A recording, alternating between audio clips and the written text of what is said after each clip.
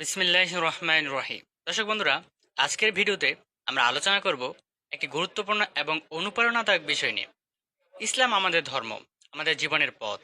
তবে শেষ জামানায় ইসলাম কিভাবে বিজয়ী হবে, এটি কি কেবল একটি বিশ্বাস নাকি এর পেছনে আল্লাহ প্রদত্ত পরিকল্পনা গভীরতা রয়েছে?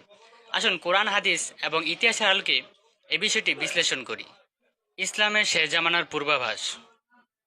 শেষ জামানার পূর্বাভাস ইসলামের প্রাথমিক গ্রন্থ ও হাদিসে উল্লেখিত হয়েছে। হযরত মুহাম্মদ সাল্লাল্লাহু আলাইহি সাল্লাম বলেছেন যে পৃথিবীতে এমন একটি সময় আসবে যখন ইসলাম নিস্তেজ হয়ে পড়বে, মানুষ নামাজ ছেড়ে দেবে, পাপ বেড়ে যাবে এবং অন্যায় সমাজকে গ্রাস করবে।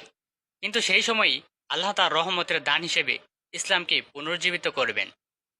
কুরআনে সূরা আস-সফের ৯ নম্বর আয়াতে আল্লাহ তাআলা বলেন, তিনি হচ্ছেন যিনি তার রাসূলকে পাঠিয়েছেন সঠিক পথ ও সত্য ধর্মের পথে, যেন তিনি এটিকে সকল ধর্মের ওপর বিজয়ী করেন, যদিও মুশরিকরা তা অপছন্দ করে। এটি প্রমাণ করে যে আল্লাহর পরিকল্পনা অনুযায়ী ইসলাম একটি বৈশ্বিক শক্তি হয়ে উঠবে।